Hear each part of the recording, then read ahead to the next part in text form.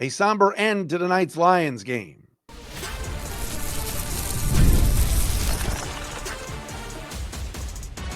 You are Locked On Lions, your daily Detroit Lions podcast. Part of the Locked On Podcast Network, your team every day. All right, a pleasant good Friday evening, everybody. Matt Derry with you. It is Locked On Lions on the Locked On Podcast Network, your team every day on a Friday night, August 8th into Saturday, August 9th.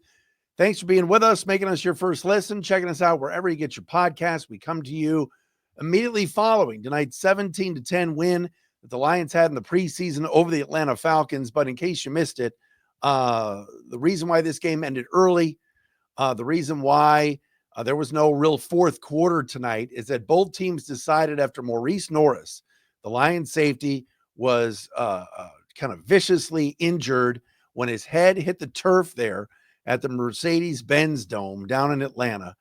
Both teams decided they didn't want to play anymore. And give credit to Dan Campbell and Raheem Morris for getting together and deciding just to cancel the rest of the game and really suspend it, postpone it.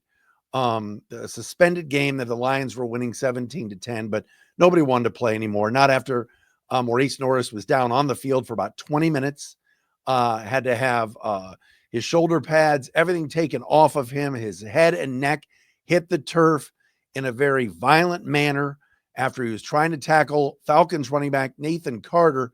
Carter kneed him in the head. His head then hit the ground, and the rest was history. He was pretty much knocked out. There was blood, all sorts of stuff going on there. Just a scary, scary sight in a vicious, vicious game. And Morice Norris was down for a long time.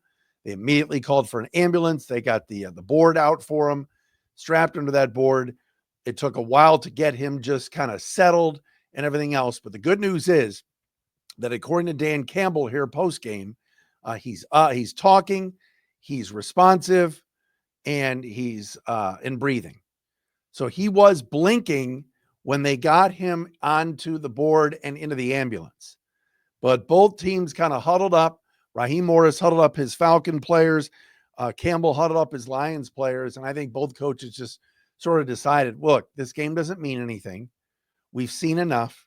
The players, I don't think, had the heart to go back out there and play after one of their brothers. And that's what this is. This is a brotherhood. The guys on the Fox 2 TV broadcast tonight were talking about it. These guys, they're trying to kill each other out there. I mean, it's such a violent game. But in the end, they're all, part of the Shield, part of the NFL family, and give credit to the coaches. There was no reason to continue playing this game. They knew it. What I thought was kind of silly was they were just standing around while the clock was running. From like 14 minutes to like 8 minutes, we sat there for 6 minutes and the clock was just running. And then finally, I think New York or somebody from the NFL probably, called down to the sideline and told the referee, Sean Hockley, just end the game. There's no reason to sit there and wind the clock down. End it. And they did. And the Lions won got their first preseason win, if you want to call it that, 17-10 over the Falcons. I do want to discuss the game. Good news is that Morice Norris, who's an undrafted second-year safety, played a little bit last year out of Fresno State with all the injuries that were going on in the Lions secondary at the end of last year, and was vying for one of the backup safety spots behind Brian Branch and Kirby Joseph. Changed his jersey number. He was number 40 last year, number 26 this year. Took Jahmyr Gibbs' old number, and was a kid that they liked. And he's only 24, and hopefully he makes a full recovery, and it's going to be okay. But it was a pretty scary sight. I give credit to Fox 2 or the Lions TV network for not showing a replay. I had a chance to see it on social media, and his head hit the turf pretty hard, and he was not moving, and at first was unresponsive, and it was scary, scary scene. You saw his teammates. A couple of guys had to leave the field. They were so distraught. A lot of his teammates that didn't make the trip, Ennis Rakestraw, Terrion Arnold, St. Brown, and some others were on Twitter talking about, praying for their teammate and thinking about him. But the good news is that he is responsive. He is breathing, talking a little bit, at a local hospital where he'll be kept overnight down in Atlanta. So we are certainly thinking about Morice Norris moving forward here. As far as the game tonight, certainly a somber end to it and everything else. Look, Dan Campbell said in the pregame, I was in the car driving home and I heard Campbell with Dan Miller, on the pregame show on the radio. And what Dan Campbell said was, we have to take care of the football. He wanted to see takeaways, no giveaways. And tonight's starting quarterback for the Lions, Hendon Hooker, was god-awful again. Now, look, he did lead some drives. There were some decent throws. His statistics were certainly better tonight than they were last week during the Hall of Fame game. But 7 out of 10 for just 38 yards, a passer rating of 76.2. He was sacked once and he fumbled twice. Dan Campbell said before the game, we've got to take care of the football. Hendon Hooker fumbled twice. Now, Miller, one of the tackles, messed up one of the assignments that caused one of the fumbles. But still, tonight, what we got to see in the first half was Kyle Allen is now the leader in the clubhouse to be the backup quarterback. Unless the Lions make a phone call and make a trade or do something at the end of August, right here, right now, Kyle Allen looks like the better player. And I've never been a huge Kyle Allen fan. He's been kind of a vagabond journeyman type that has played on multiple teams and was given opportunities to start in the past. But tonight, he looked good. He hit on a huge deep ball to Jackson Meeks, despite the fact that the back judge got in the way. Anybody see that play? Kyle Allen comes in, goes 7 out of 8 for $120, pair of touchdowns, and at a passer rating of 158.3. He was clearly the best quarterback on the field tonight. Threw a nice touchdown to Isaac Tesla. Let me tell you something about Tesla, man. This kid can play. Like, I know what everybody's talking about nationally right now. They're talking about Shedeur Sanders and his 2 touchdowns with the Browns. And look, Shedeur looked good tonight. Browns went into Carolina and won, and he played 3 quarters. That's all anything you're going to hear about is Shedeur Sanders for the next few days. He played well starting for the Browns. He's not going to start the year. It's going to be Joe Flacco, but look, Shedeur looked good. All right. Isaac Tesla here in Detroit, he's not going to be under the radar much longer. He caught a touchdown pass tonight. It was a nice lob throw on the left sideline from Kyle Allen. But he caught that ball in traffic and he made it look easy. And that's what you want from a kid you took in the 3rd round that a lot of people thought was a reach. Number 18 is a ball player, man. Flat out. You just see it. You watch him on special teams. I know he had a special teams penalty tonight. He had a hold. By the way, way too many penalties again. Special teams penalties were bad. The 2 Hooker fumbles, abysmal. All right. But Tesla is really going to be good. He is. And I know it's the preseason and some people are going, oh my God, Matt, stop. You're overhyping a guy from the preseason. No, this isn't Dylan Drummond from a couple of years ago. This isn't Eddie Drummond. This isn't Kes McCorvey. This isn't Miles Masick. This isn't the kid from last year. Forgot his name, Jackson Johnson, whoever it was. This kid can play. You watch his route running. You watch how he catches the football with his hands and brings it into his body. He's got it. Isaac Tesla has got it. And I know he's caught 4 passes in 2 games, so it's not like he's lighting it up, but I know with my eyes what I see.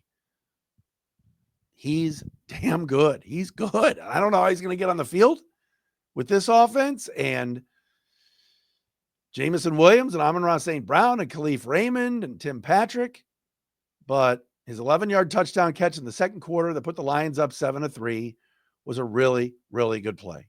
Really good play. Lions trailed 3-0 after 1 on a Craig 57-yard field goal. Come on, Craig. Then Tesla cut the touchdown pass, made it 7-3 Lions in the second. Chris Blair, 13-yard touchdown pass from Easton Stick, beating Eric Hallett. made it 10-7 Falcons at the half. And then in the third quarter, Jake Bates hit on a 57-yard field goal, which I want to get to in a second. And Jackson Meeks, the pride of Syracuse University, caught a 1-yard touchdown pass from Kyle Allen, put the Lions up 17-10. Then the fourth quarter started. The injury to Morice Norris, and then they decided to suspend the rest of the game. But the Lions win 17-10. All right, I want to talk more about Kyle Allen and what I saw tonight. We'll get into the defense. I'm not going to hand out game balls. It's the preseason. Jake Bates we'll get into. All of that right here tonight on Locked On Lions. Right here on the Locked On Podcast Network. Thanks for being with us on a late night, Friday night.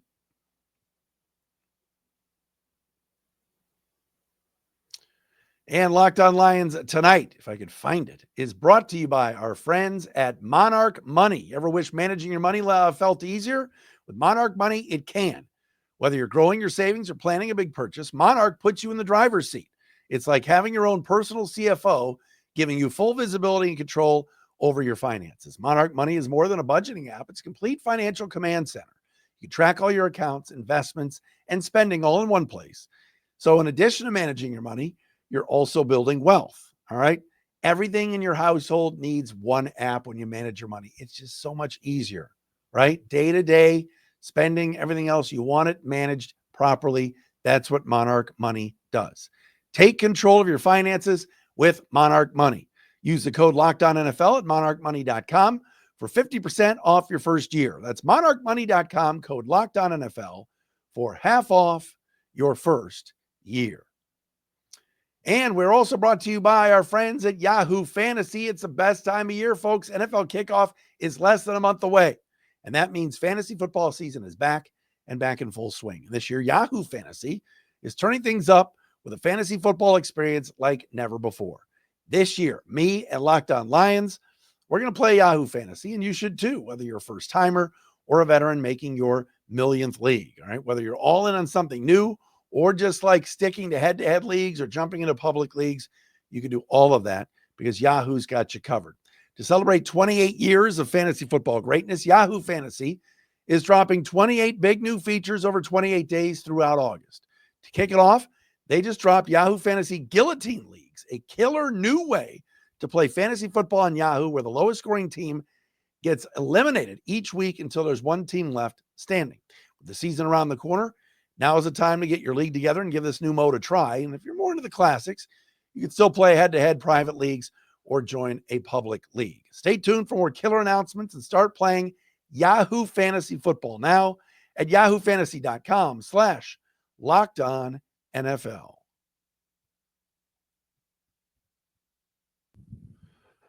All right, welcome back in. Locked On Lions for a Friday night edition. Lions 17, Falcons 10 as the preseason game number 2 in Atlanta suspended early in the fourth quarter after Morice Norris of the Lions was hospitalized after taking a knee to the head, and his head hit the turf down in Atlanta. Good news is that Dan Campbell said after the game he is responsive, he is breathing. Some of the Falcons players that were interviewed post-game said he was responsive and was blinking his eyes on the field, which is a very good sign. But both teams came together, prayer circles, guys on one knee, and they all decided no one wants to continue to play after watching one of their brothers, their teammates, whatever you want to say, had to be hospitalized, taken right into an ambulance on the field. And this organization, as we know, for those of you that have followed the Lions your whole lives, I mean, the amount of heartbreak, the amount of scary situations that this organization has gone through, whether it's Mike Utley, Eric Andelsack. I was at the Silverdome for Reggie Brown. It seems like the Lions have been involved in a lot of these very serious injuries. Hopefully, Morice Norris makes a full recovery and is okay. But give credit to Raheem Morris, coach of the Falcons, who Dan Campbell after the game called a class act. Those two coaches kind of were talking as Mo Norris was being put into the ambulance there. And I think they both decided, look, we've seen enough for tonight. It's the fourth quarter of a preseason game. Let's just shut it down. And that's exactly what the two sides did. So any updates that come, of course, we'll bring to you right here on Locked On Lions. Thanks again for being with us. Please subscribe and watch us for free on our Locked On Lions YouTube channel. Thanks to our everydayers that are out there that watch or listen to the podcast daily. Got a bunch that have got to hit up soon off the Facebook page, the Matt Derry Facebook fan page. Many of you messaged me that you're listening, that you're out there, and I appreciate all of you.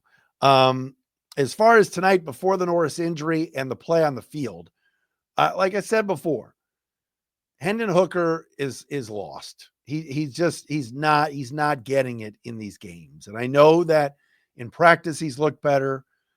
Tonight, again, he had Zylstra open on a ball. TJ Lang was pointing it out on the broadcast. He had Zylstra open on a ball early in the game.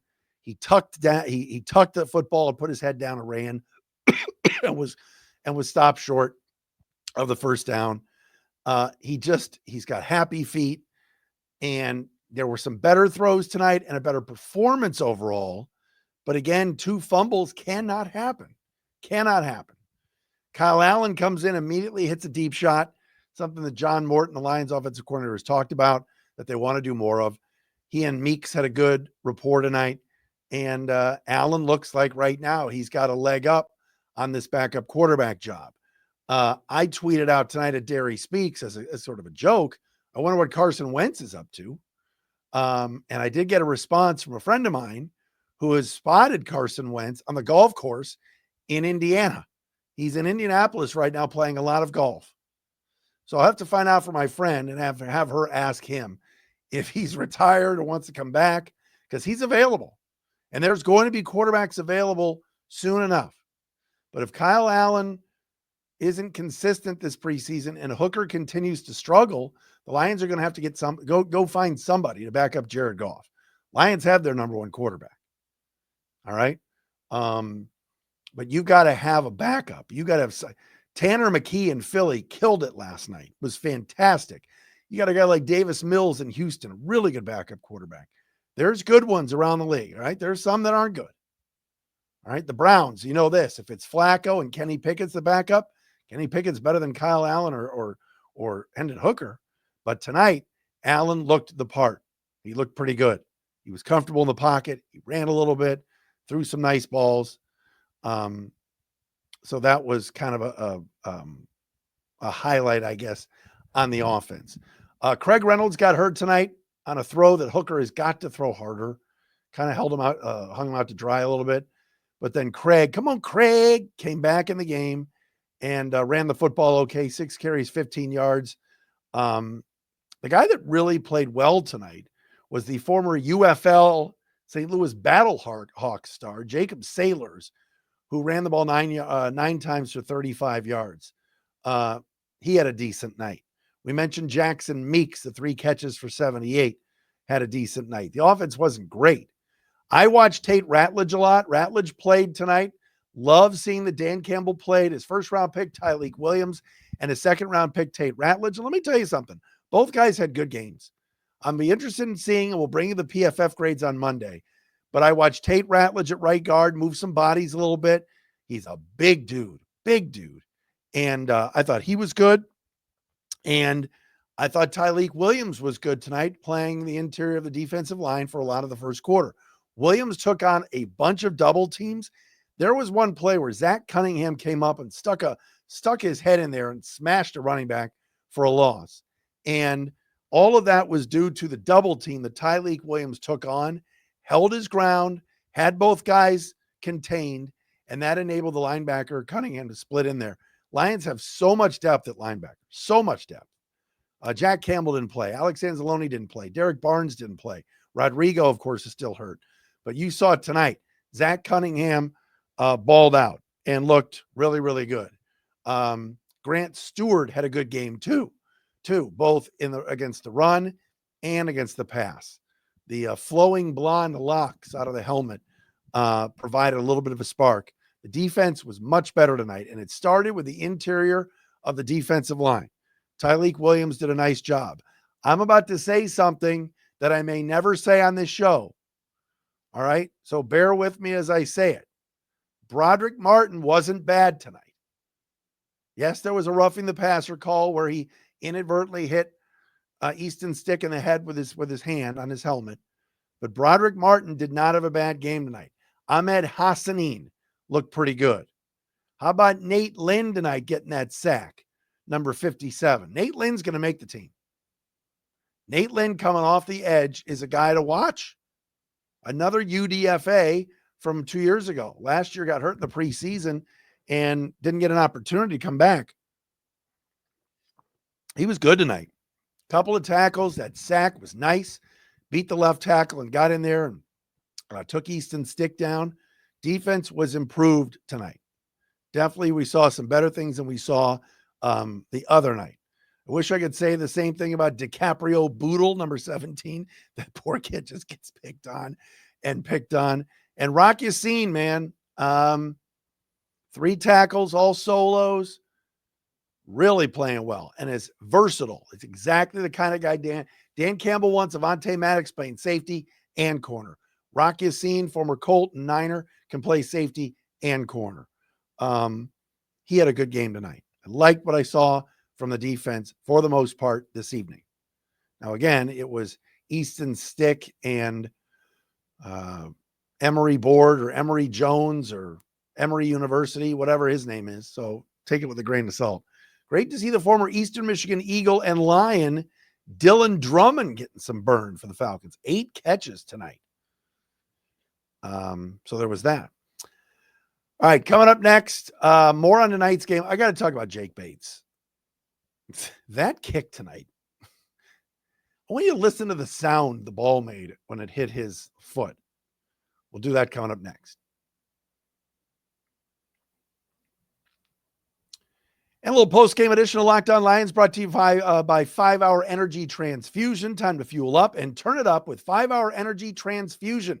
It brings the bold grape, ginger, and lime flavor of your favorite golf drink, minus the alcohol, into a quick, energizing shot. Whether you're sinking birdies or just making memories with friends, this one's a hole-in-one for your energy game. All right, let's be honest. Some days on the course or even off of it, you just need that extra boost to stay sharp and energized. Playing golf, long days, maybe you're in an outing, it's taking forever. You need a boost. You need something. What about 5 Hour Energy?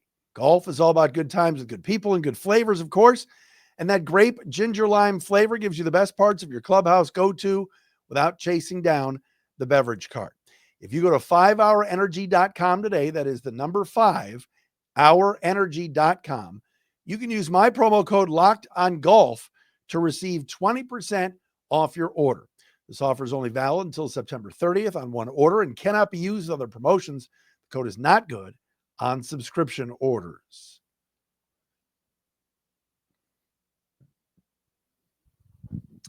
Lions win a suspended game 17-10 over the Atlanta Falcons. Thanks for checking us out, everybody, right here on Locked On Lions. Ross Tucker is going to join us likely next week from CBS. We'll have some other great guests. And, of course, the Lions will have some joint practices next week down at 222 Rodwood Drive against the Miami Dolphins. Couple of things from the TV broadcast tonight. It was Jason Benetti. Is Jason Benetti just going to call every team's games here in Detroit? Jason Benetti, TJ Lang, and Danny Rogers on Fox 2. Anybody else annoyed by the audio and how loud it was tonight? You had to really turn up the volume to hear Benetti and TJ talk, yet that the effects microphones were so loud, like the crowd mic, that it just, it was too loud. They got to fix that for next game. And I know it's preseason football and it's produced locally by the Lions, and like the Lions behind the scenes people, their video team is fantastic. But I was ready to text TJ and tell him, like, tell your guys in the truck just to turn the effects mic down a little bit. You could hear the PA announcer, you could hear the crowd. It was just very, very loud. Maybe it was just my TV. I don't know. I had my buddy, our executive producers, I like to call him, Nathan Litke. Nate hit me up, said the same thing. That's number one. Number two, the Jake Bates field goal. So again, Jake Bates hit a 57-yarder tonight to tie the game at 10. And I know it's indoors and I know it's on turf. That was as good. Jake Bates has had some big kicks in his 1+ years here. All right. The kicker list, which I've retired and still sits behind my laptop here. The kicker list is gone. All right. It's back there somewhere. I'm not reaching for it because we got our guy. But that kick tonight would have been good from 70. Jake Bates hit a 57-yarder, and it not only went through the uprights, it hit the back net. That was a wallop tonight. And we talk about a 15-win football team that has lost its offensive and defensive coordinators, has lost its all-pro center, has lost its right guard, doesn't have its top interior defensive lineman until November. I get all of that. But the Lions special teams, at least the kicking game, with the punt god Jack Fox and with Jake Bates, is in very good hands. Very good hands. Now, I hate what they're doing with the kickoff, and I don't even know what's going on with all that. Touchbacks now at the 35, whatever. But from a punting and kicking perspective, this team is going to win a couple of close games, which they did last year, based on field position and Jack Fox pinning people deep and Jake Bates' ability to knock through big-time field goals. And he did again tonight, a 57-yarder. That was pretty awesome. All right, Lions win 17-10. Mentioned some of the guys I liked on offense and defense tonight.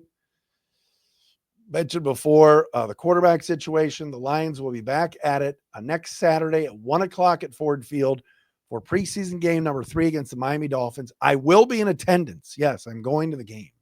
Our man, P1 listener, Turner Batdorf, his father, Jody, the whole Batdorf crew invited myself.